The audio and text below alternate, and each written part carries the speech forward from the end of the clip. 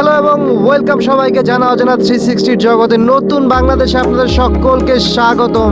তো ভিডিও শুরুতেই থাম্বনেইলে যেমনটা দেখতে পাচ্ছিলেন ই ক্যাব ত্রাণ কার্যক্রম।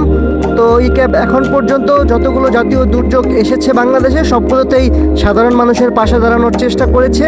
তারই ধারাবাহিকতায় 2024-এ এখন যে বন্যা পরিস্থিতি চলতেছে সেই বানভাসী মানুষের পাশে দাঁড়ানোর জন্যই ই ক্যাবের পক্ষ থেকে ত্রাণ কার্যক্রম পরিচালিত হচ্ছে। তো সব কিছুই আপনাদেরকে জানানোর চেষ্টা করব আমি রাসেল।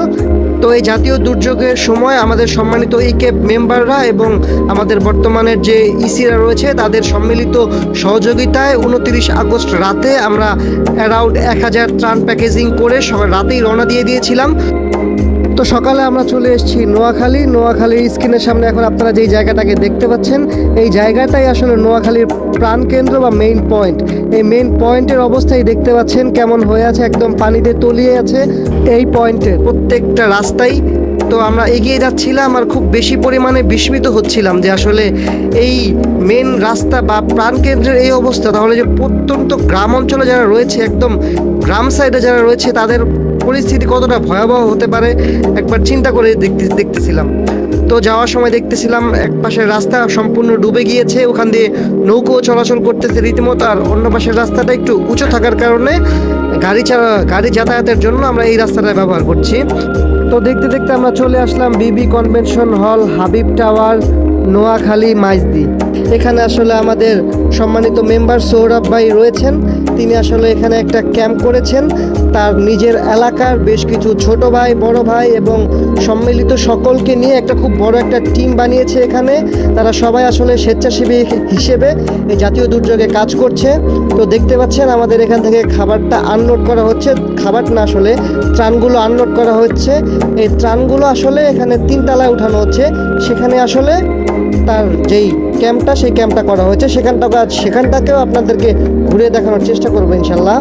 তো আনলোড করা হচ্ছে, দেখতে পাচ্ছেন ত্রাণের প্যাকেটগুলো এখানে আসলে 580টার মতো প্যাকেট এখানে নামানো হবে, 80 বা 85 প্যাকেট এখানে আসলে নামানো হবে। তো এই প্যাকেটগুলো থেকে আসলে 150 প্যাকেটের মতো আবার আমাদের আরেক প্রতিনিধি রয়েছে স্বাধীন ভাই, সে আসলে অক্লান্ত পরিশ্রম করছে। আমাদের ই ক্যাবেরই একজন খুব নিবেদিত প্রাণ বলা যায় স্বাধীন ভাইকে, খুব সেই শুরু থেকে এই দুর্যোগ মোকাবেলায় কাজ করছে, বন্যার্তদের পাশে দাঁড়িয়ে আছে।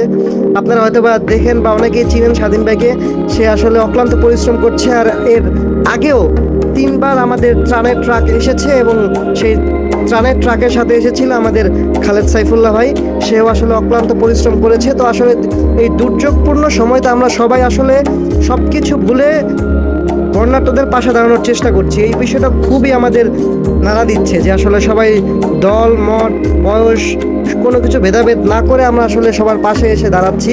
এভাবে কিন্তু আমরা দুর্যোগগুলো মোকাবেলা করতে খুব সহজ হচ্ছে। তো এখন আপনার স্ক্রিনের সামনে যেই মালগুলোকে ট্রাকে লোড করতে দেখছেন, এই মালগুলো আসলে ডিস্ট্রিবিউশনের জন্য চলে যাবে বিভিন্ন জায়গায়, যেখানে আসলে অনেক প্রত্যন্ত গ্রাম অঞ্চলে যারা রয়েছে সেই শুকনো খাবারগুলো দেখতে পাচ্ছেন এখানে মুড়ি, পানি, স্যালাইন, গুড়, এগুলো হয়তো বা সেখানে পাঠানো হচ্ছে। তো 500-550 প্যাকেট তো আমাদের এখান থেকেই, 550 না 585টা প্যাকেট তো আমি এখন নিয়ে এসেছি। তো সেখানে জায়গারও হয়তো বা অনেকটা সংকুলন রয়েছে, সেজন্য আসলে এই একদিকে নামানো হচ্ছে, আরেকদিকে লোড করা হচ্ছে এবং বন্যার্তদের জন্য নিয়ে যাওয়া হচ্ছে। দেখতে পাচ্ছেন এখানে একদম ঝাঁকে ঝাঁকে মাল নিয়ে আসা হচ্ছে, ত্রাণ নিয়ে আসা হচ্ছে, নিয়ে এসে লোড করা হচ্ছে।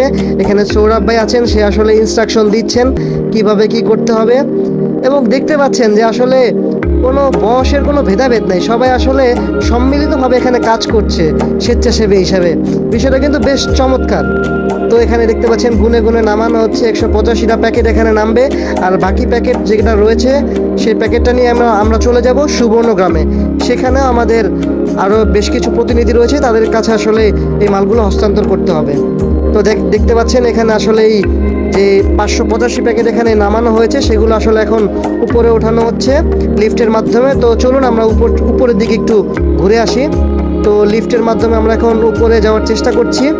দেখতে পাচ্ছেন সবাই সম্মিলিতভাবে মালগুলো নিয়ে ত্রাণগুলোকে উপরে ওঠানোর কাজে খুব একে অপরকে সহযোগিতা করছি। তো এইভাবেই আসলে আমাদের একে অপরকে সহযোগিতা করতে হবে। এই যত দুর্যোগপূর্ণ সময় আসুক না কেন আমরা এইভাবেই আসলে সব কিছু মোকাবেলা করবো ইনশাল্লাহ। তো যাই হোক, আমরা এখন উপরের দিকে যাব। উপরে পুরো সিনারিওটা আপনাদেরকে একটু ঘুরিয়ে দেখানোর চেষ্টা করবো ইনশাল্লাহ। তো আমরা উপরে 3 তলায় চলে এসেছি। 3 তলার যেই এখানে ক্যাম্প করা হয়েছে এটা আপনাদেরকে একটু ঘুরিয়ে দেখানোর চেষ্টা করছি। এখানে দেখা যাচ্ছে একটা টিম এখানে রান্না করা খাবার প্যাকেজিংয়ের কাজ করছে, দেখতে পাচ্ছেন। এখানে আসলে কি খিচুড়ি প্যাকেজিং করছে দেখতে পাচ্ছেন। সবাই আসলে সম্মিলিতভাবে রান্না করা খাবার এখানে প্যাকেজিং করছেন। ওই পাশটাতে দেখা যাচ্ছে শুকনো খাবার, তারপরে যে আমাদের যে আমি যেই ত্রাণগুলো নিয়ে এসেছিলাম সেগুলো উপরে উঠানো হচ্ছে। ওই পাশটাতে জামা কাপড়ের বস্তা দেখা যাচ্ছে। এই পাশটাতে সৌরভ ভাই আছেন, তার সাথে কিছু কথা বলার চেষ্টা করি আমরা, তার কাছ থেকে জানার চেষ্টা করি যে আসলে এখানকার পরিস্থিতি কেমন চলছে। তো সৌরভ ভাই, আপনি যদি একটু বলতেন এখানকার সার্বিক পরিস্থিতি কেমন, কিভাবে কি কাজ করছেন, সম্পূর্ণ জিনিসটা যদি আপনাকে একটু আমাদেরকে একটু ব্রিফ করতেন বা আমাদেরকে বলতেন, আমরা একটু শুনতে চাই আপনার মুখ থেকে। করেছে কেউ?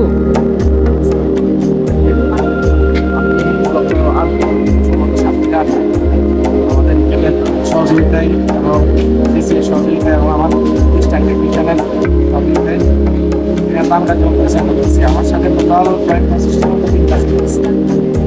তো আমাদের প্রাণ বিতরণের সিস্টেমটা হলো যেখানে কোমর পরিমাণ পানি সেখানে যাবে, মানে কোমর পরিমাণের উপর থেকে হাঁটু পরিমাণ পানি বা রাস্তায় হাঁটু পরিমাণ পানি এই ধরনের জায়গায় আমরা টান পাই না। আলহামদুলিল্লাহ আমরা মনে হয় একদম প্রাণ সেন্টার বা প্রাণ বিতরণ হয়, এখান থেকে কোনো বিশৃঙ্খলা নাই, কোনো ধরনের সতর্কতা নাই, সবকিছু অথেন্টিক ভেরিফাইডের মাধ্যমে পানি আমরা আমাদের প্রতিনিধি পাড়ায় দেখার পরে যে বুকের উপরে পানি আছে, মানুষ কষ্ট করতেছে এবং তারা বন্যাবাসী, তাদের কাছে আমরা খাবার পৌঁছে দিচ্ছি। আমাদের যে ইকেবের সহায়তা সেটা পৌঁছে দিচ্ছি। ইকেবের যে প্রোগ্রাম নোয়াখালীবাসী সবসময় ইকেবে লিখিত থাকলে আমি মনে করি আমি যেহেতু ইকেবের মেম্বার এবং সামনে আসলে ইকেবের একজন ক্যান্ডিডেট, সেই জায়গা থেকে আমি আমার দায়িত্ব সবসময় সেটি পালন করার চেষ্টা করতেছি। বাকিটা আসলে কাজের পরে আমরা রেজাল্ট পাবো যে আমরা আমাদের করেছি। আসলে সৌরভ ভাই, এটা তো আমরা আসলে কিছু পাওয়ার জন্য করছি না, সবাই সবার জায়গা থেকে আসলে আল্লাহ সন্তুষ্ট করার জন্য এবং মানসিক দাঁড়াইছি। তো বেশি ধন্যবাদ। আমরা আপনি আলফিলাম তারা আমাদেরকে অলওয়েজ কন্টিনিউ যোগাযোগ মেনটেন করতেছে আর্থিকভাবে। একদম একদম একদম যথার্থই বলেছেন। আসলে বেসিক্যালি যেটা হচ্ছে দায়বদ্ধতার একটা জায়গা থাকে, যে মানবিক দায়বদ্ধতা থাকে। আমাদের বর্তমান যে ইসিরা রয়েছে তারা সবাই প্রচণ্ড পরিমাণে ডেডিকেটেড এইসব বিষয়ে। দায়বদ্ধতা আমরা এর আগেও দেখেছি, ইকেপ থেকে মানব সেবা নামে একটা সংগঠন চালানো হয়েছে। সেই মানব সেবায় অনেক ধরনের মানব সেবামূলক কাজকাম করা হয়েছে। তো এভাবে আসলে এগিয়ে যাবে ইকেপের কার্যক্রম। সবসময় মানুষের পাশে থাকার চেষ্টা করবে, যখনই কোনো জাতীয় দুর্যোগ আসবে অবশ্যই পাশে থাকবে। একটা কাজকে লিস্ট ধরে ধরে কোথায় কত প্যাকেট 300 প্যাকেট 100 সব মানে আমরা লিস্ট ধরে ধরে দিচ্ছি। আমাদের ডিমান্ড লিস্ট হচ্ছে যে কার এলাকায় কোনটা প্রায়োরিটি লিস্ট। আচ্ছা আচ্ছা, সেভাবে আমরা ট্রাই করতেছি যে আসলে যারা ক্ষতিগ্রস্ত, আসলেই যাদের প্রয়োজন আসলে তাদেরকে দিচ্ছি। এটা খুবই একটা ভালো বিষয়। থ্যাংক ইউ, আপনাকেও অনেক ভালো কাজ করতেছেন। আরেকটা বিষয় ভাই, যারা এখানে আসলে ভলান্টিয়ার হিসেবে কাজ করতেছে তাদের বিষয়ে কিছু বলেন। তারা কি কোনো পেমেন্ট দিচ্ছেন বা কোনো কিছু, বা স্বেচ্ছাসেবী হিসেবে কাজ করতেছে? আমরা তাদেরকে এই তরুণ প্রজন্মে তাদেরকে আপনি কি বলবেন? তারা আসলে দেখতে পাচ্ছেন খুব সাডেনলি একটা চেঞ্জ আসলো, বাংলাদেশটাকে একদম নতুন একটা বাংলাদেশ উপহার দিল তরুণ প্রজন্ম। তারা এখন আবার ডেডিকেটেডলি আমি বলি জি বলেন, এই বিষয়টা একটু বলেন। 10টা ছেলে আমার সাথে কন্টিনিউ শুধু ইন হাউসে ম্যানেজমেন্টে কাজ করে, কারণ আমার এখানে শুধু তাদেরকে ধন্যবাদটা বেশি প্রাপ্য আমার মনে হয়। রুট লেভেলে তারাই আসলে আপনাকে রিপোর্টটা দিচ্ছে। আমার ভলান্টিয়ার আসলে আমার সাথে প্রত্যেকদিন 1000 মানুষের খাবার সাপ্লাই করতেছে আমার এখানে প্রত্যেকদিন। জি, আমাদের ওখানে শুক্র খাবার রেডি আছে আমাদের। হ্যাঁ আমি দেখতে পাচ্ছিলাম। হ্যাঁ হ্যাঁ মুড়ি রেডি করা আছে সব কিছু। জি জি, আমরা যেটা চাচ্ছি সেটা হলো যে আমাদের যে স্বেচ্ছাসেবী টিম, আমি মনে করি তাদেরকে হয়তো 3 বেলা খাওয়াইতে পারি না ঠিক মতো কাজের প্রেশারে। তারা আসে খাওয়াই তাদের ছেড়ে দেয় যে কাজ করো। আমি যেটা দেখছি যে এই প্রজন্মের যে উদ্যম, জাতির প্রতি দেশের প্রতি যে ভালোবাসা, দায়বদ্ধতা যে থাকে, আমরা এটা দেখি নাই। আমরা চাই এই প্রজন্ম আগামী সুন্দর বাংলাদেশ নির্মাণ করবে এবং একটা সুন্দর সুশীল বাংলাদেশ তাদের উপহার দেবে ইনশাআল্লাহ। তো যাই হোক, সৌরভ ভাইয়ের কাছ থেকে বিদায় নিয়ে মাইতি থেকে আমরা এখন চলে যাব সুবর্ণগ্রামে। সুবর্ণগ্রামের ডিস্টেন্স মাইতি থেকে আনুমানিক 20-25 কিলোমিটার ভিতরে।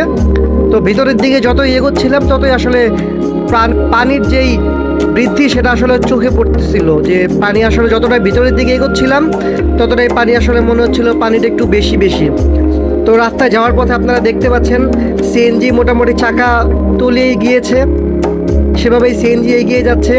রাস্তার পাশেই মানুষ আসলে দেখতে পাচ্ছেন অনেকে মাছ ধরছে, একদম যে জাল দিয়ে মাছ ধরে না সেরকমভাবে আসলে রাস্তার মাঝে দাঁড়িয়ে মানুষ জাল ফেলে মাছ ধরছে। তো এই সিচুয়েশনটা আসলে চোখে দেখলে অনুভব করা যায় যে আসলে পরিস্থিতি কিরকম, কতটা পরিমাণে ভয়াবহ। তো যাই হোক, আমরা এগিয়ে যাচ্ছি। আমরা এখন যাব সুবর্ণগ্রাম।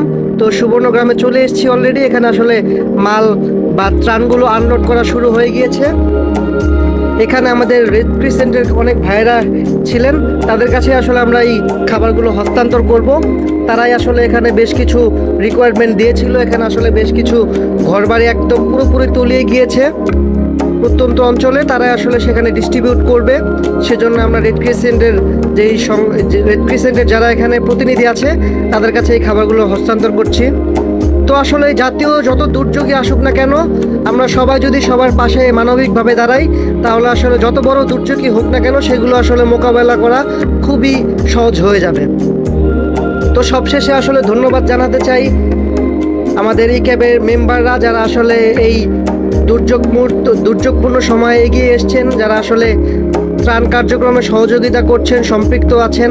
আমাদের নাজদিন ম্যাডামের কথা বলতে হয়, তিনি আসলে সম্পূর্ণ বিষয়টাকে তদারকি করেছেন যে সব জায়গায় যাতে মানুষ খুব সুশৃঙ্খলভাবে আমাদের এই ত্রাণ কার্যক্রমটা পরিচালিত হয়। আমাদের ইসিদের মধ্যে সবাইকে ধন্যবাদ জানাতে হয় আমাদের সকল সম্মানিত মেম্বারকে, যারা এই দুর্যোগপূর্ণ সময়ে আসলে সকলের প্রতি এগিয়ে এসছেন, এই দুর্যোগপূর্ণ সময় মোকাবেলা করার জন্য হেল্প করেছেন, সহযোগিতা করছেন, সেটা টাকা দিয়ে হোক, ত্রাণ দিয়ে হোক বা সময় দিয়েই হোক। তো সবাইকেই খুব বেশি পরিমাণে থ্যাঙ্কসফুল জানাচ্ছি আমি। এই ক্যাবের শক্তি আসলে মেম্বার যতদিন থাকবে এই ক্যাব থাকবে, এই ক্যাব যতদিন থাকবে ততদিন আসলে মানবিক বিপর্যয় যতই আসুক আমরা সেগুলো মোকাবেলা করার শক্তি পাবো ইনশাল্লাহ। তো যাই হোক, এখন দেখতে পাচ্ছেন যে রেড ক্রিসেন্টের যেই ক্যাম্পটা রয়েছে এখানে আসলে ত্রাণগুলো এনে রাখা হচ্ছে। এখান থেকে আসলে তারা ডিস্ট্রিবিউট করবে। তো সবশেষে ধন্যবাদ আপনাদের সকলকে, যারা আসলে এই মানবিক বিপর্যয়ে এগিয়ে এসছেন, সকলকে পাশে নিয়ে সম্মিলিতভাবে কাজ করেছেন। আমরা আরও মানবিক বিপর্যয় যদি আসে কখনো, আরও প্রাকৃতিক বিপর্যয় আসলে আমরা পাশাপাশি এভাবেই একে অপরকে সহযোগিতা করে কাজ করে যাব ইনশাল্লাহ।